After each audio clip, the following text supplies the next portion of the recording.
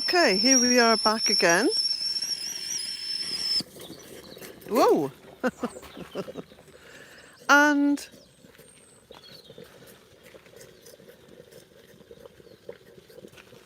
the Kelly stove is bubbling away.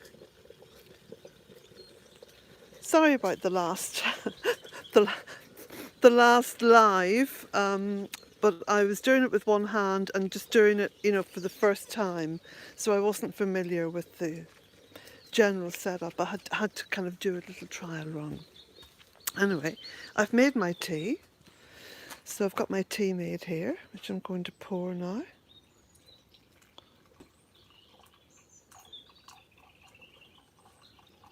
Smells gorgeous. This is my own mix.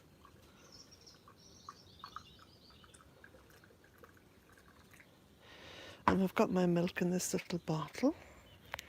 I can get it undone with one hand.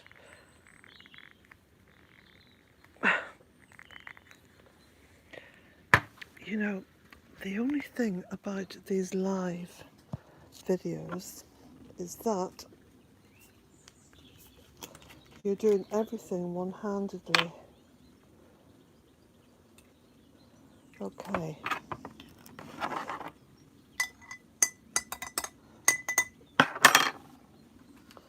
Believe it or not, this is my fourth attempt. I do have my glasses on. There's my cup of tea. Gorgeous. And I'll talk to you now about the little Kelly kettle.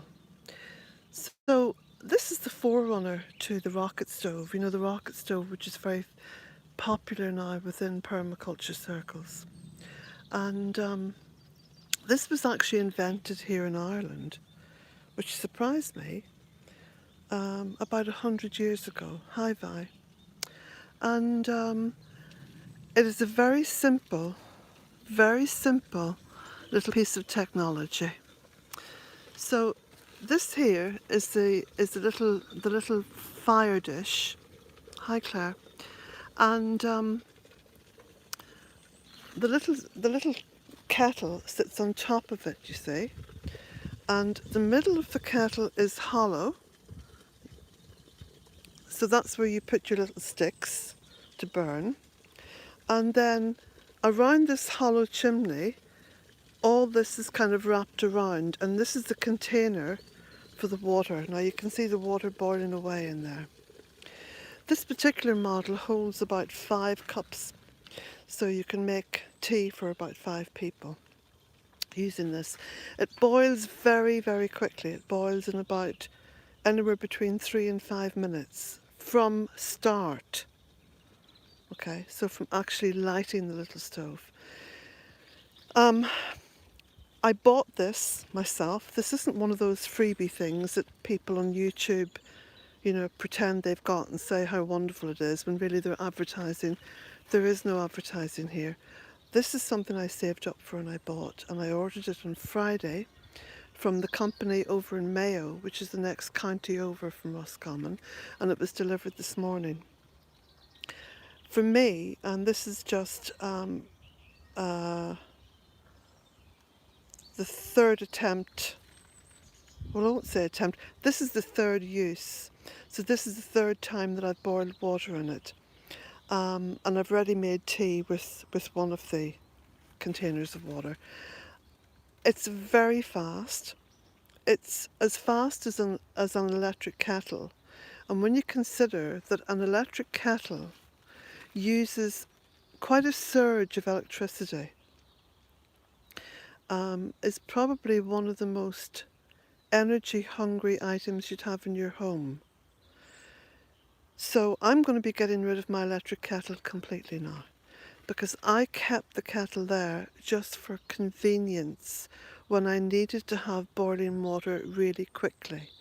So if people visited, if there was visitors, or if it was very early in the morning before I lit the stove, or very late at night after the stove had gone out. But this is just as fast. So I'm going to be parking this little yoke out on the veranda near the back door, and this is what I'm going to be using from now on. to fast boil water. It's just crazily, amazingly fast.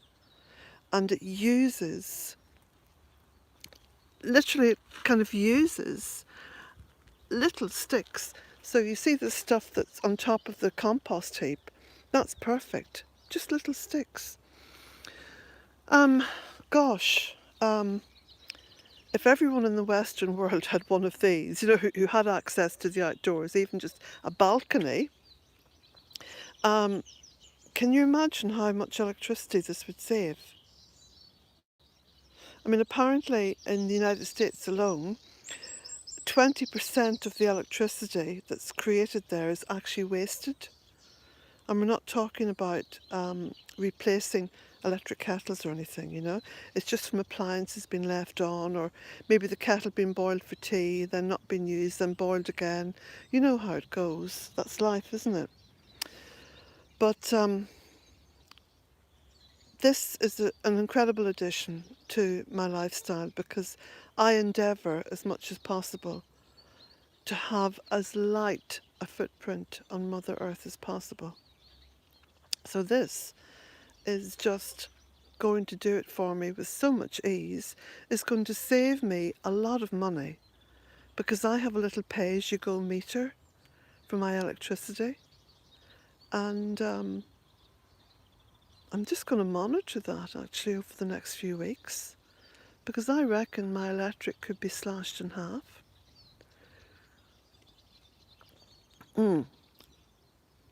Gorgeous tea.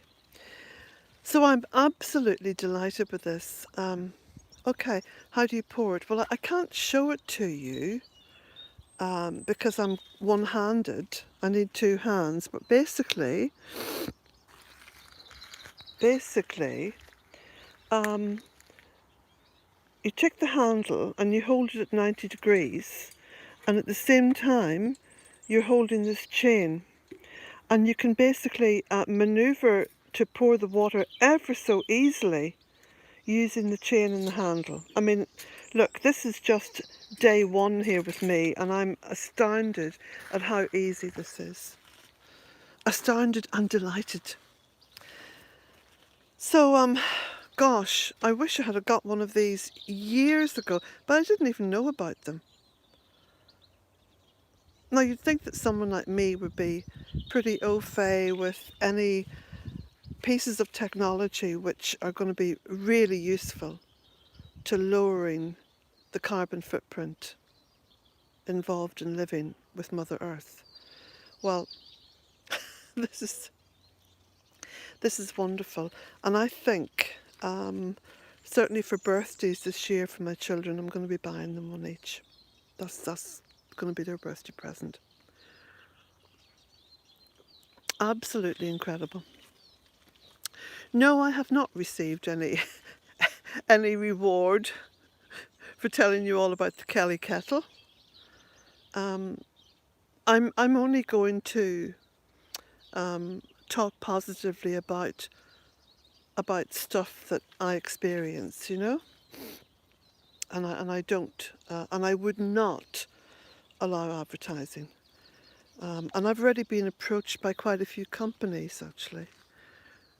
Would you like to have this beautiful watch? Would you like to have this or that or the other? And maybe write a little blog about it or do a video on it. So there you go. Just fantastic little yoke. Just fantastic. So I'm setting up my tea making facilities here in the tunnel. So I've got my little teapot. One of you out there knitted this for me. Little tea cozy. See, it's got a little bee and it's got a little ladybird. So I've got my own mix of tea here. It's a mix of green tea and China tea and other bits and bobs. And then that's my plant milk. So I'll keep the plant milk stored outside in a nice shady place. Invented by an Irishman. Yes, I know, amazing. Just amazing. And And here's me, didn't even realise this, and I'm, 63. I've been 63 years on the planet, and that wee yoke out there has been around for all that time. So, absolutely delighted with it, and looking forward to lowering my carbon footprint even more. Although, having said that, of course, a lot of the electricity that's generated here in the west of Ireland is generated through the wind turbines. However, the wind turbines can only operate through extractive technology. In other words, there are parts that need to be replaced, which means extracting mineral ores and whatever from the earth, you see. So it's not quite as fantastic as it looks. I mean, it's an awful lot better. It's an awful lot better than nuclear or coal-fired or whatever. But it's not something that I chase after. I don't chase after having a wind turbine or solar panels, because the extraction cost, I think, is quite heavy, and I want to try to live lightly. So here's to the Kelly kettle.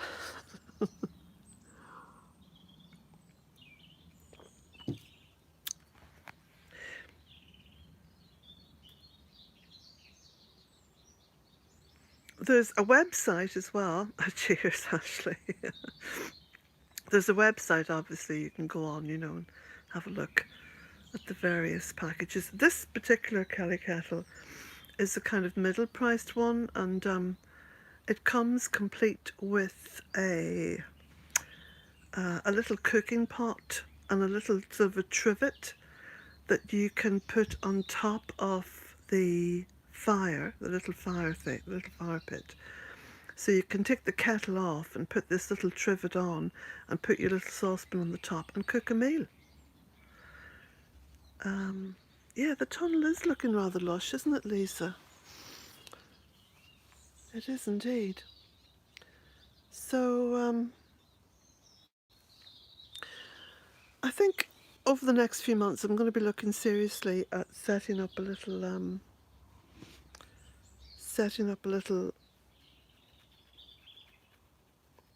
way of kind of filming what I do. It probably is going to mean me being on camera, which I don't particularly like, because I really like you to see what I'm looking at rather than to see me. But I'd like to be able to cook on the little Kelly kettle and show you what I'm doing. So I'm going to set up some kind of a thing. I'll have to get another tripod, see if I can get one that isn't made of plasticky bits. It's going to fall apart. So, yes, Jack says hello. It is a beautiful view while sipping tea, and it's going to grow even more beautiful as the spring. Yeah, Polly Donald. Yeah. Yeah. I think that these polytunnels are called something else out in America, called a hoop house, I think, which describes it rather well, I think, a hoop house.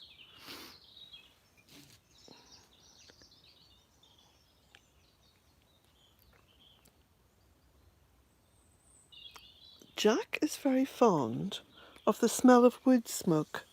It probably brings memories back.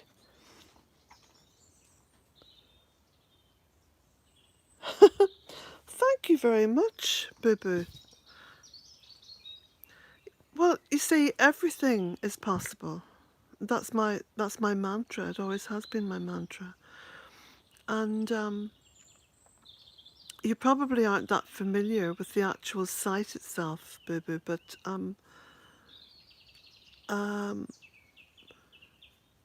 everything about this site goes against having a successful outcome. So the entire site is sloped towards the north. It's north facing. The soil is very thin. There's a lot of rain. There was absolutely no trees here at the beginning. It was just bare, rushy, wet fields. There are photographs over on the website, and I'll put some links below this video once I go back into the house. And also, it's just been myself working the site with virtually no money. I've been here now, I've been here 14 years, it'll be 15 years in May. And I started off with basically all the cards stacked against me, really stacked against me, including having a mortgage on the place, which I had to pay, obviously, otherwise I was going to lose it. And so everything that you see has been worked here just by myself, just by one woman. Like I say, this is my 15th year. I'm 63, coming up to 64, so you can work out for yourself what age I was when I first set foot upon the land of Bealtaine. And it's only been over the past 2 recent years, since I started writing, that I've actually had anything like a steady income. And I say steady, I mean it's not a guaranteed income, because it completely relies on people to purchase my books, or the map, or the calendar. But I've actually had an income that's given me a wee bit of surplus that I'm able to do things like purchase a Kelly kettle. Because even if I had have known about the Kelly kettle, 10 years ago, I couldn't have afforded to buy one. So in terms of being able to change the earth for the better, to work for her rather than against her, yes, one person can make a huge difference. And one middle-aged woman, I still describe myself as middle-aged. God, it'll only be a few years' time I'll be getting a pension. Doesn't feel like that though. But then life is all about energy. It's not about age, and it's not about sex, and it's not about culture. It is about energy. And old age starts at 68. Well, Helen be damned, I'm not even going to admit to that. Ashley, I think we're all a force of nature if we start to recognise that she is the one who is in charge. Thank you, Mark. Do you know, I love to hear little statements like this, because like this morning when I got up, I mean, to be quite honest with you, I thought to myself, oh, I'm not even going to bother doing a vlog today. I don't know, I was just feeling a wee bit, I mean, dare I say, it's a terrible thing to admit to, but I will admit to it. I was feeling a bit resentful, and it wasn't to do with my website or video channel or anything like that there. It was to do with a few personal things in my own life. And as the energy that I now live in would have it, no sooner had I sort of mentally kind of threw away this kind of feeling of resentfulness, then the postman called, and it was my Kelly kettle. And I was just so excited about it. And I also got a little letter, I got a little card from from Steve. Steve, I think you go under sixes, SIXESES, something like that there. That's your sort of handle, as it's called in techie circles. And I got this lovely card from you, and thank you so much, because what you had to say in the card is basically, you know, what some people are saying now on this live stream. And it was words I needed to hear. It was words I needed to read, you know, and hear in my head. So thank you for that. Thank you so much. And there was a few comments went up there. Let me just go back onto them. I've just learned to do this as well, that I can go back onto comments. Dobie Mum, old age starts at 68. Ashley, I so admire. Yeah, thank you, Ashley. And Mark. What does Steve say?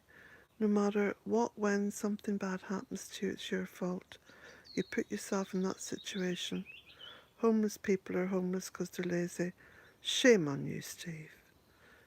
Shame on you. Shame on you. What a horrible, nasty thing to say. I lived in London for long enough to know that a lot of the homeless people, especially the men, were the victims of clerical sexual abuse here in Ireland, and their lives were wrecked and ruined. And the most they could do was to sit in a shop doorway and try to take themselves out of this world. And many of them died young. Oh, that's a horrible thing to say about homelessness. Horrible. I could never live in a society where that thought prevailed. You know something? The only thing that's worth living for on this planet, on this beautiful earth, is to have compassion in your heart. Because if you haven't got compassion, you're not human. That's upset me to read that. That's upset me that someone would watch my videos and think like that. I think the best thing you can do is be gone. Be gone. Go back into your own dark little world. And there was someone who sent me a message yesterday saying to me that I should have compassion and more understanding for people, you know, for trolls who come onto this channel and said horrible things.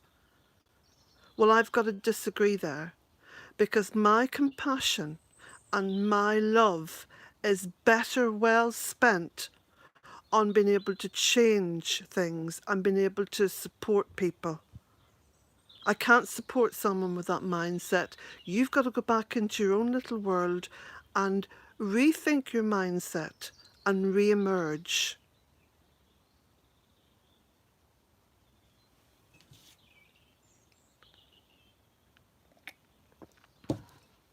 Absolutely be the change you want to see in the world. Absolutely. And that kind of attitude does not get my understanding. No, no. There's too many people live in grey areas, betwixt and between. You can't live betwixt and between. You've got to be either on the side of good or the side of bad. There is no betwixt and between. It's called sitting on the fence. Well, life's too short to sit on the fence. Far too short. Gosh, what kind of a horrible world is that to want to live in? Where you blame homeless people for being homeless. Good grief. Oh, it's a good thing I have a pot of tea here, I can tell you, because otherwise I'd have to run indoors and make a pot, boil that kettle. Yeah, I'd say so, Cornelia. Shame on him. Shame on him. Hi, Pearl and Button. Yeah, got to work for her. We've got to work for her and with her. And remember that Mother Earth is generous to all of us. And when we work with her, that generosity, that abundance is just amazing. Just amazing. Now look at my little willow bits coming on there. I'm going to have some little weeping willow trees, which I'm delighted about. Absolutely. Do you know, I just feel so renewed to have discovered the Kelly kettle. I think I'll take the electric kettle and I'll find a good home for it. I'll find a good. It'll be rehomed somewhere where it's needed. Rehomed, yes.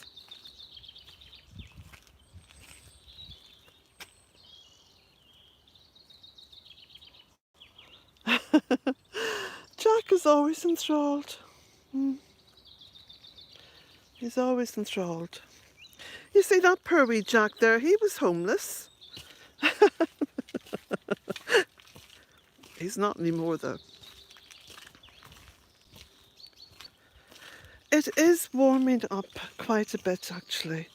I mean, it was promised quite cold here today, but I think there's a lovely warmth. I mean, my clothes are almost dry now on the veranda. Exactly, Claire. Mother Earth would never turn her back on us. I mean, quite the opposite. She's put up with so much nonsense from us. I mean, what we've done to her is malice aforethought. I think that's the legal term. When you do something maliciously and deliberately, malice aforethought. And do you know that this bed here this morning was covered in snow and ice, but those little kales came through it well. It's probably toughened them up a little bit as well. Now, someone suggested as well, oh Claire, you're putting out 2 videos a day. Well, I think morning is ideally placed, if I have the time of course, for a little live session like this. And it gives me the chance as well to say hello to people. And I realise how much these little videos are appreciated as well. And that's what keeps me putting them out. And yeah, I love the sound of the gravel too. There's a beautiful poem by, I think it's Sir John Betjeman, and it was written during the 1930s, and he refers to the Rolls-Royce crunching over private gravel, and I thought that was just beautiful. A lovely way of putting it. Now look, I had a visitor over the weekend and they burnt up my driveway a wee bit, so I'll have to go down there with the rake and try and sort it out. No, Jack, we're not going down there. Come on, back up. Come on. He says, oh, come on, Mum. Look, there's a standoff. Well, you bold boy, you. Come on, up here. Wee bit of a standoff was happening there. Oh. So I have a bit of tidying up to do here, and I have a tree to plant and a few other things to do, so I best get cracking on with them. The never-ending work, which is joyous, by the way. That's not a complaint.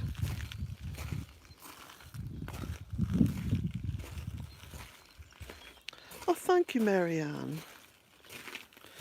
Yeah, I think that's got to be, I mean, that's very much a can do. Everyone can participate in this just to try a little bit harder to live a little bit more lightly on Mother Earth. Because I suppose the reality is that we are living on her, and the goal is to live with her. And that's not impossible, because you know nothing is impossible. So on that note, oh Patrice, good morning in Texas, USA. So I'm going to say blessings to you all, and hopefully I'll get the chance to make a little video later on, because as you can see, I've got lots of work to do there. Look at all my washing to get indoors and get aired and so on and so forth. So blessings to you all.